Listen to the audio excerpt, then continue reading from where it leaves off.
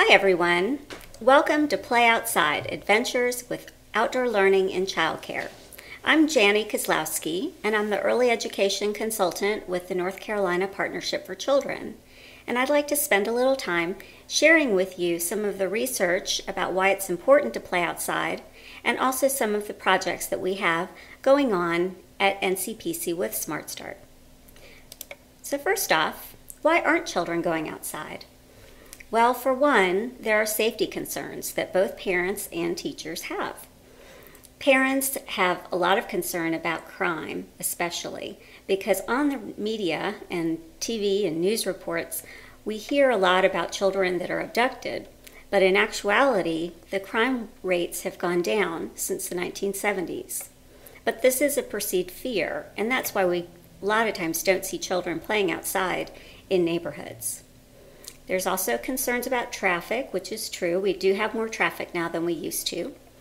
Sun safety is certainly an issue, although I recently read that we've gotten so good about applying sunscreen that now we're finding we have some vitamin D deficiencies. So we have to think about what the right balance is. Air quality is a concern. Just the weather in general is a concern. I've talked with several childcare providers that have an issue with taking children outside when it's too cold or too hot. And so children might not be able to experience the outdoors just because it's perceived to be a bad weather day. And of course, we have rules and regulations and sanitations. So our current conditions now is that, first of all, we aren't seeing children outside. You drive through neighborhoods and you don't see children outside playing the way that it might have been 20 or 30 years ago. And in North Carolina specifically, we do have a lack of high-quality outdoor environments and a lack of understanding that the outdoors is a place for children to learn and that children do learn through play. I'm especially interested in this issue as it relates to childcare because we know that parents have very busy lives, and oftentimes they get up at 7:30 in the morning, their child is at school close to after that time, and that they don't pick the child up until 5 or 6. And so if the child is going to have time to spend outside, it likely will happen in the childcare setting. Because you know when you get home, there's dinner, there's homework, there's bath, bedtime stories. So getting outside is really going to happen in the childcare environment for many families if it does happen. We know from the research that childhood has become much more plugged in than it used to be. Children now spend nearly 30 hours a week watching TV, listening to the radio, using the computer, or other kinds of electronic devices. So what does all this mean? What are the consequences? Well, for one, we're seeing a decline in physical fitness. Childhood obesity rates are rising. We're seeing an increase in attention issues and more allergies, asthma, respiratory illness. I'm going to show you some slides that show the way that obesity as an epidemic has become a trend over the years. This first slide is from the Center for Health Statistics. It's from 1985, and it shows the obesity trends among U.S. adults. And it considers obesity as a BMI, or body mass index, that is greater than or equal to a 30. And the average, the normal rate, the normal BMI is considered to be between 18 and 24. So as you can see, this is a picture of the United States. And back in 1985, we didn't have data for all of the states, but we did have some data, and you can see the states that had less than 10% of adults with a high BMI, and then the adults that had a high BMI in the 10 to 14% rate in those states. Now here we are in 1986, and you can see there were some additional states added. 1987, more states were added. 1988, you can see the map is becoming more and more blue. 1989, 1990, 1991, and here we added another category. You can see 4 of the states now have, in 1991, 15 to 19% of the population with a high BMI.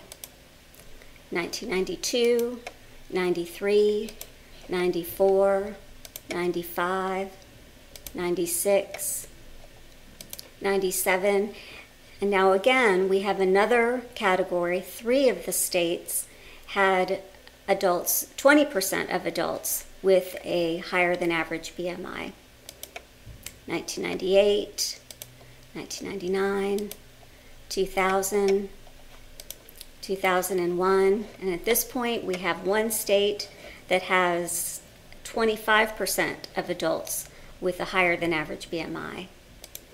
2002, 2003, 2004. You can see in 2004, North Carolina had not made it to that threshold of 25% of adults with a high BMI.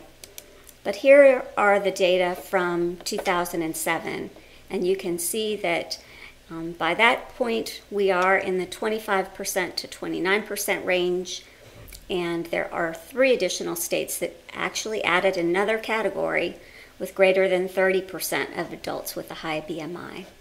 So this is clearly an issue and a problem of our times. And it's not just specific to adults. We're also seeing childhood obesity on the rise. And this data that you can see on the slide is taken from the public health systems in North Carolina. So it would be children that are seen in a public health clinic or through the Medicaid system. And in 2007, 15.3% of children in that system ages 2 to 4 are considered to be extremely overweight. And for children, that's measured by the height and weight charts that I think you all are familiar with. And so extremely overweight is where they are greater than or equal to the 95th percentile of weight. So this amounts to over 15,000 children in North Carolina that are overweight. The National Center for Health Statistics shows that nationally we are seeing similar kinds of trends. In 1966, overweight children ages 6 to 11 were 4% of the U.S. population, and now they are at 15% of the U.S. population, which is almost a 400% increase. And we know through tracking kids that 70% of those children will become obese as adults. Now, the strongest predictor of physical activity among children is simply getting outside. As soon as they go outside, they are more active. We also know that natural environments offer greater opportunities for being active. In many cases, you will see a playground that has a big piece of equipment that's plunked down with no trees and no bushes and no flowering shrubs. But we know that children love to play on playground equipment, of course, but the research has actually shown that natural elements such as trees and bushes and flowering plants and vines offer greater chance that children will be more active and decrease the likelihood of obesity. So in North Carolina, we do still have a long way to go. These are pictures that were taken at 4- and 5-star facilities, and you can see that they may or may not be the kind of places you would want to send your child. In this photograph, you can see we have a tarp that has been torn and not repaired. We have a sand and water table outside, which is great, but there's no sand or water in it. So what is it that we can do about this? Well, one of the ideas is to create a project that would improve the quality of outdoor environments in childcare through an existing system. So I'm going to tell you a little bit about the project called POD, or Preventing Obesity by Design. This is a project funded by Blue Cross Blue Shield Foundation. It's a partnership between the North Carolina State University Natural Learning Initiative and the North Carolina Partnership for Children. It's a 3-year grant, and by the end of the project, we're expecting to have 30 model outdoor environments in childcare. The training and support for this project will be managed through Smart Start funded technical assistance providers, because many Smart Starts provide quality enhancement services, either directly or through a child care resource and referral agency or other agency that serves child care providers. And so we'll be working through that system to improve quality outdoors. We're very lucky to be able to do this in partnership with the Natural Learning Initiative, because they have international recognition. Some of the top researchers in this field are a part of this project, and they have a whole lot of great expertise to share. The Natural Learning Initiative is a part of the College of Design at NC State University and has made lots of changes in outdoor environments in our state and across the country. One of the things that the Natural Learning Initiative does initially is a design workshop. So they engage teachers, parents, and sometimes children in visioning about their design of their outdoor environment, what it might look like, and how they would map it all out on the page. And then ultimately, the child care provider would end up with a design like one of these. These are both child care site designs, and you can see it takes it from the more generalized ideas that the providers put together into a very comprehensive design that they can use over time to spruce up the environment. Volunteers and parents and childcare staff are engaged in the process of improving the outdoor environment. They come out and do the installation, and so you can see in this picture the group is getting together to put in the plantings and make the improvements in the environment. And what dedication! You can even see a mom carrying her baby as she's working on the playground. The evaluation is managed through this new instrument. It's called the Preschool Outdoor Environment Measurement Scale. And you can order this through Kaplan. I think it's $18. And it's a really great resource for you to be able to do a self-assessment of your outdoor environment and get some ideas for the ways you might improve things. Another way that the project will be evaluated is through the use of the sky view factor. Now, this is a measurement that looks at the environmental interventions on sun exposure and potentially skin cancer prevention. This measurement is done by taking a camera that is a funky kind of camera that you open up, and there's a big dome over the camera. And you would stand in one spot as the pre-assessment and take a photo of the sky. And then after the intervention has happened and trees have been planted, you go back to that same spot and take another photograph of the sky. And as you can see in this slide, with these before and after pictures, 26% less sun exposure was achieved through the intervention. And I also want to make note that those were new trees. These were not 25-year-old oaks, but newly planted trees. So a whole lot can be done even right in the beginning of making those outdoor environment improvements. One of the common features that the Natural Learning Initiative uses are rain barrels so that children learn about conservation and get involved in watering the plants.